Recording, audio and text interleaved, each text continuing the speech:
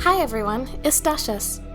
The gaming world braced for impact as Atlus unveiled its latest masterpiece, Shin Megami Tensei 5 Vengeance, on June 13, 2024. This highly anticipated title promised to push the boundaries of the beloved JRPG series and offered players a fresh yet familiar journey into a world where mythology and modernity collide. Drawing inspiration from its predecessors while charting new territory, Shin Megami Tensei 5 Vengeance plunges players into a reimagined Tokyo, where the lines between reality and the supernatural blur. The game's unique atmosphere captures the essence of urban isolation and the thrill of confronting ancient deities, all set against a backdrop of modern Tokyo teetering on the brink of apocalyptic change. This review will dissect the game's core elements, from its plot and complex character dynamics to its refined battle system and demon fusion mechanics. We'll examine how Atlus has implemented the series' signature blend of mythology, philosophy, and modern-day conflict for this latest installment. Whether you're a seasoned demon summoner or a curious newcomer, this review aims to provide valuable insights into what is the most significant JRPG release of 2024. The gameplay in Shin Megami Tensei 5 Vengeance largely delivers a smooth and engaging experience, with combat sequences standing out for their fluidity.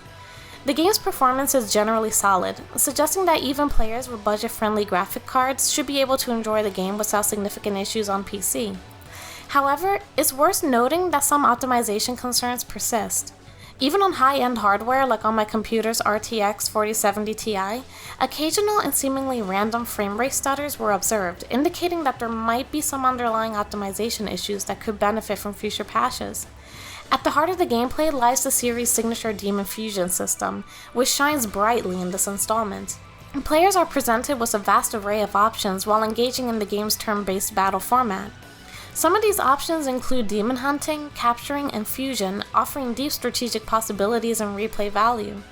The negotiation system for demon recruitment adds an extra layer of engagement, with dialogue options that range from serious to hilariously absurd. It's important to note that I played on the safety difficulty setting, which provided a significant advantage in terms of level scaling and overall challenge. As such, this analysis focuses more on the narrative, audio, and visual aspects of the game, rather than providing an in-depth evaluation of the game's difficulty curve or strategic depth in higher difficulty settings. Players looking for a more challenging experience may want to explore higher difficulty options to fully engage with the game's strategic elements. The Magasui gauge is a fun element during in-game battles, and it gradually fills up as battles progress, building tension and anticipation alongside the ebb and flow of combat. Once full, it allows players to unleash devastating critical attacks and deal massive damage to their opponents. This system creates moments of intense payoff where careful management of resources and timing can turn the tide of even the most challenging battles. The implementation of the Magasui gauge is both fun and extremely fulfilling.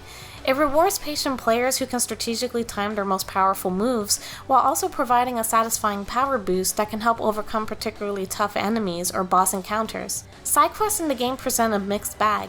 While many fall into the standard fetch quest category, lacking in originality, the time-sensitive missions tied to the main story stand out as more compelling, and even more so the missions where the player can take control of another character. These quests offer greater depth and relevance to the overarching plot, providing a more rewarding experience for players who engage with them. A significant drawback in the game's design is the absence of an autosave feature. This omission can lead to frustrating situations where players might lose substantial progress due to forgetting to save manually. I ended up losing 45 minutes of gameplay at one point, and even though it wasn't a huge problem going through a portion of the game again, it could potentially be frustrating for players if it consistently reoccurs. This design choice feels outdated in the context of modern gaming conventions and adds an unnecessary layer of concern for players who must remain vigilant about saving their progress. Despite these issues, the overall quality of the game's construction is commendable. The absence of glitches during my playtime speaks to Atlus's commitment to polish and stability. This level of technical proficiency aligns with the studio's reputation for delivering high-quality gaming experiences. The game offers limited opportunities for character interaction outside of the Demon Haunt, a designated area where players can rest and engage with their in-game companions and demons. This space serves as the primary hub for building relationships and exploring character depth. Within this context, the game incorporates a light social simulation element centered on the protagonist's growing bond with Aogami, the character who bestowed the protagonist with their abilities.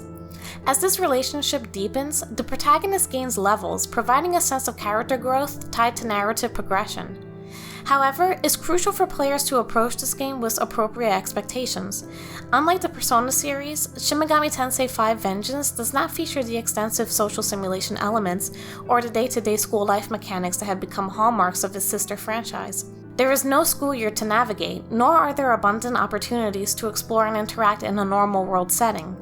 Instead, the game focuses primarily on the alternate realm of Dot, with limited returns to real-world Tokyo. This design choice emphasizes the game's more focused apocalyptic narrative and gameplay style, staying true to the core Shin Megami Tensei experience. The emphasis on Dot as the primary setting reinforces the game's themes of otherworldly conflict and supernatural drama, distinguishing it from the more grounded slice-of-life elements found in Persona games.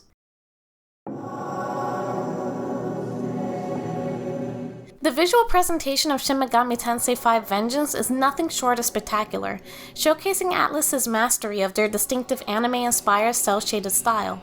The cinematics and in-game graphics are a feast for the eyes, demonstrating a level of artistry that has become synonymous with the studio's reputation for visual excellence.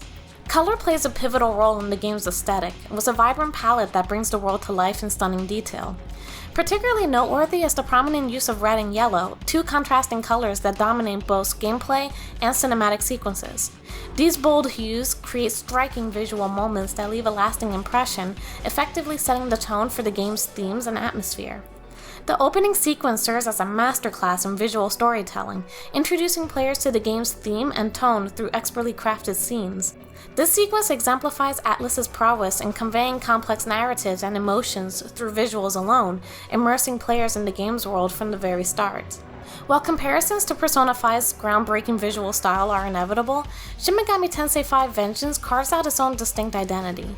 The game's graphics share the polish and flair of its sister series, but diverge in their approach to action and story scenes. Where Persona 5 leans into a comic book-inspired aesthetic, this latest entry in the Shin Megami Tensei series adopts a more mature and adult art style, befitting its serious themes and content. This visual maturity is evident throughout the game, reinforcing the narrative's adult themes and complex storylines. The art direction strikes a delicate balance between the fantastical elements inherent to the series and a grounded, more realistic approach that enhances the game's psychological and philosophical undertones. The game's soundtrack is exceptional. Each composition masterfully captures the essence of the game's dark and mysterious atmosphere, weaving creepy undertones with surprisingly catchy melodies. This backdrop not only complements the gameplay, but enhances the overall immersive experience, drawing players deeper into the world of demon summoning and apocalyptic conflict. The audio mixing deserves particular praise, with the sound design reaching new heights of sophistication. The immersive quality is particularly evident during cinematic sequences where the carefully crafted soundscape brings each scene to life.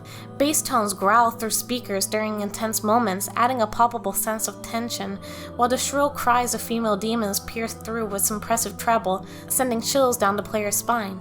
Even during extended exploration of Dot, the musical score maintains its appeal. Unlike many games where repetitive tracks can become annoying, Shin Megami Tensei 5 Vengeance offers a comfortable listening experience that remains engaging even after hours of playtime. This achievement in audio design significantly enhances the game's replay value and overall enjoyment.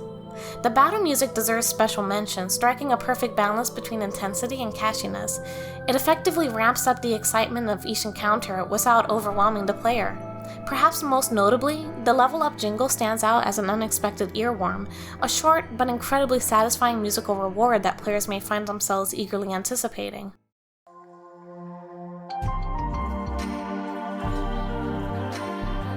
Shin Megami Tensei 5 Vengeance presents an intriguing premise, weaving a tale where the mythological realm of demons and angels collide with the real world. The game offers players a choice at the outset: follow the path of the original Shin Megami Tensei 5, Canon of Creation, or embark on the new Vengeance storyline, which serves as the canon for this edition. I chose the Vengeance path, and since I never played the original version of Shin Megami Tensei 5, I can't speak or vouch for how different the Canon of Creation brood is compared to Vengeance, since I only played through through the game once for the purposes of this review. The narrative follows an unnamed high school student who awakens as an ancient Nahobino after fusing with a mysterious man, granting him the power to combat demons. As the protagonist navigates this new reality, they encounter friends who are also aware of Dot, the underworld. The game allows players to uncover each character's history, presenting well-written personalities with clear, consistent motivations for the most part. While the story starts at a measured pace, it gains momentum around the 5-hour mark, ramping up the conflict and player engagement. Character designs are visually stunning and generally solid, although the protagonist's androgynous appearance may be jarring for some players. The main character's normal form features feminine eyelashes, while their Nahobino form sports long blue hair, creating a visual disconnect with Aogami's constant references to the protagonist as a young man. This design choice might have benefited from either a clearer gender definition or the option to choose between male and female protagonists, similar to the PSP version of Persona 3. The in-game decisions the player makes throughout their adventure feels like they don't really matter. Again, players should not expect the freedom or social simulation aspects found in Persona games. The majority of the game unfolds in Dot, with limited exploration of real-world Tokyo. This focus on the otherworldly realm may disappoint those hoping for more glimpses into the characters' everyday lives. While the storyline of Shin Megami Tensei 5 Vengeance has a very interesting premise that is an overall enjoyable story experience, the plot unfortunately falls short of expectations, presenting a narrative that struggles to maintain player engagement throughout the game. Despite the interesting characters and the rich history behind them, the execution of the plot leaves much to be desired. One of the primary issues with the story is its pacing and structure. The narrative unfolds in a highly linear fashion, which in itself isn't necessarily a problem, but combined with a lack of meaningful build-up to key events, it results in a storytelling experience that feels rushed and disjointed. Major plot points often occur without significant context or character development, leaving players confused and disconnected from the unfolding events. The characters, while objectively interesting in concept, since the backstory of each character is well explained over the course of the story, fail to reach their full potential due to the lackluster plot execution. Their reactions to significant events often seem implausible or underdeveloped, further breaking the player's immersion in the game world. This disconnect between character potential and narrative reality contributes to a sense of frustration and disengagement. The game's structure solidifies these issues, falling into a repetitive cycle of exploration followed by boss battles. This rinse and repeat formula quickly becomes tedious, failing to introduce enough variety or narrative twist to keep players invested in the story's progression. By the time the game reaches its conclusion, the repetitive nature of both gameplay and storytelling has likely worn thin on many players' patience. Furthermore, it's important to note that the game's themes and imagery may be disturbing for some players, particularly those with strong religious beliefs, especially Christians. The narrative heavily incorporates occult imagery and concepts rooted in Kabbalah, which is Jewish mysticism. For example, the Kaditsu, a group of female demons in the game, derived their name from the ancient Mesopotamian sacred prostitutes who existed outside societal moral laws during the early days of society. Even the name of the underworld, Dot, is a key concept in Kabbalah mysticism. While these elements contribute to the game's unique atmosphere, they may not be suitable for all players.